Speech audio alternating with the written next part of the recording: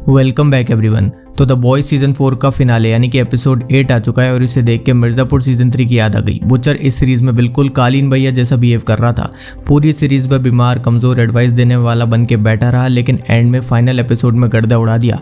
अब one of the strongest soup बन चुका है हमारा बिली बुचर। आज इस वीडियो में इसके बारे में हम बात करेंगे कि इस एपिसोड के बिहाफ पे अब आगे और क्या हो सकता है, इस एपिसोड में क्या क्या और कैसे हुआ, और इसकी एंडिंग को लेके भी बात करेंगे।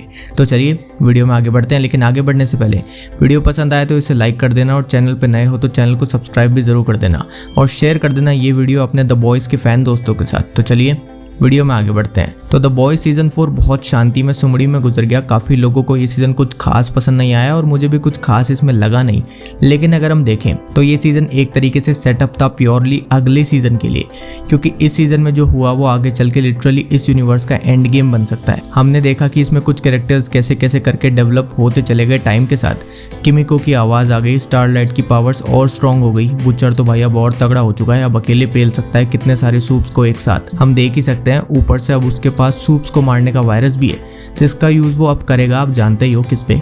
इस सीजन में बेसिकली हमें कुछ कैरेक्टर्स को चांस देते हुए दिखाया गया है, जैसे कि रायन को इन्होंने इस सीजन में एक चांस दिया, लेकिन वो अब हाथ से निकल चुका है, तो उसको लेके अब प्लॉट डिसाइडेड है। इसके बाद एट्रियन को लेके इन्होंने डिसाइड कर दिया है कि क्या करना है। ऊपर से जेनवी वाले कैरेक्टर्स का भी इन्होंने बता दिया है कि अब वो क्या करेंगे, मतलब उनको एक साइड दे दी है कि अब वो क्या काम करेंगे। और अब होमलैंडर का भी काम इनडायरेक्टली पूरा हो चुका है, वो मार्शल लॉ लगवा चुका है, जहाँ पर अब ऑब्वियसली जैसा वो चाहता था वैसा ही होगा। कोई भी जो भी उसके अगेंस्ट जाएगा वो मारा जाएगा, और इस एपिसोड की एंडिंग में यही होता है। द बॉयज की पूरी टीम बिखर चुकी है। ये लोग अलग अलग भागने की कोशिश करते हैं, लेकिन हम देखते हैं कि ये लोग भागने से पहले ही पकड़े जाते हैं। लेकिन इनमें से स्टारलाइट भाग जाती है, बुचर अभी तक पकड़ा नहीं गया है, और ये तो वैसे भी मेन कैरेक्टर है तो इसको तो क्या ही पकड़ेंगे। लेकिन मुझे लगता है कि बुचर ने विक्टोरिया को फालतू ही मारा, क्योंकि उसके जिंदा होते हुए अगर वो रूल करती तो द बॉयज ज्यादा सेफ रहते, लेकिन वो इतना डर गई थी कि वो भाग के द बॉयज के पास ही आ गई। होमलैंडर ने कितनी खतरनाक तरीके से धमकी दी थी उसे।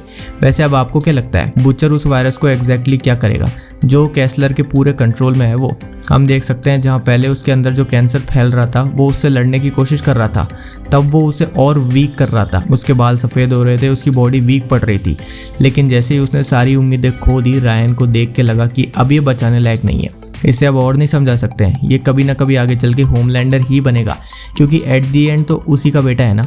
और ऊपर से वो ग्रेस को भी मार देता है, तो अब वो बिली की नज़रों में प्योर ईविल बन चुका है, बिल्कुल होमलैंडर की तरह। मतलब अब कितना ही कर लोगे तुम, होमलैंडर का ही बेटा है ना कभी उसके जैसे लक्षण दिखाएगा ही। तो इसलिए अब रायन भी उसके साथ नहीं है, बेक्का भी नहीं है, द बॉयज़ भी उसके नहीं है, तो अब उसने खुद को जो कैसलर वाली पर्सनैलिटी के हवाले कर दिया। इसके बाद से हम देख सकते हैं कि उसके फेस पे से वीकनेस हट गई, उसके वाइट हेयर्स बियर्ड पे से हट गए, तो वो अब काफ़ी स्ट्रॉन्ग है। ऊपर से उस कैंसर की वजह से उसके पास और ज़्यादा पावर्स है। लिटरली वो विकी को 2 टुकड़ों में फाड़ देता है, और ये देख के सभी शौक थे। और उसका गोल था सारे सूप्स को मारना, तो वो मे भी अब सारे सूप्स को मारेगा। मे भी कोई ऐसा तरीका ढूंढेगा जिससे कि सारे सूप्स एक साथ ही मरे, तो मे भी कोई एयरबॉर्न तरीके से मारेगा ये सबको। आपको क्या लगता है? इस एपिसोड में काफ़ी चीज़ें अलग हुई, जैसे कि एशली को लग रहा था कि वो मरेगी, क्योंकि होमलैंडर ऑलमोस्ट सभी को वॉर्ड में मारने के लिए कह देता है, तो उसमें एशली भी होती है, लेकिन वो अब वी ले लेती है और उसकी पावर्स हमें दिखाई ही नहीं।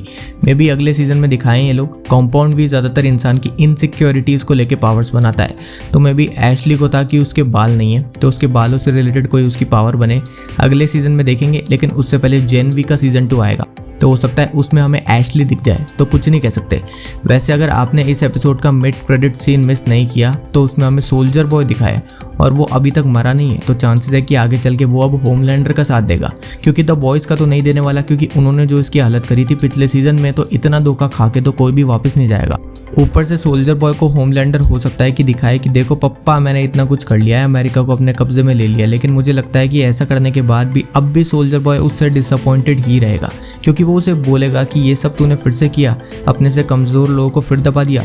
बुचर अगर सोल्जर बॉय का साथ देता ना सीजन 3 में, तो सीजन 4 लाने की ज़रूरत ही नहीं पड़ती। पर अब क्या कर सकते हैं, अब सीजन 5 में होपफुली हमें बिली बुचर की एक प्रॉपर फाइट देखने को मिले होमलैंडर के अगेंस्ट, और इसमें शायद सोल्जर बॉय भी उसका साथ दे, क्योंकि अब वो बिली बुचर का साथ तो नहीं देने वाला, लेकिन हु नोज, कुछ भी हो सकता है। बाकी बिली बुचर वायरस से सारे सूप्स को मारने का अगर प्लान बना रहा है, तो सारे सूप्स में सोल्जर बॉय भी आएगा, वो कोई अलग नहीं है, तो वो भी जाएगा। अगला सीजन शानदार होगा, देखते हैं। लेकिन उससे पहले जेन भी आएगा, तो उसके लिए आप एक्साइटेड हो कि नहीं, कमेंट्स में बताओ। वेल इस वीडियो में इतना ही। ये थी video the boys season 4 episode 8 के ऊपर। अगर आपको वीडियो पसंद आई तो उसे लाइक और शेयर जरूर करना, और मेरी वीडियो पहली बार देख रहे हो तो चैनल को सब्सक्राइब भी जरूर कर देना ऐसी और भी वीडियोस के लिए।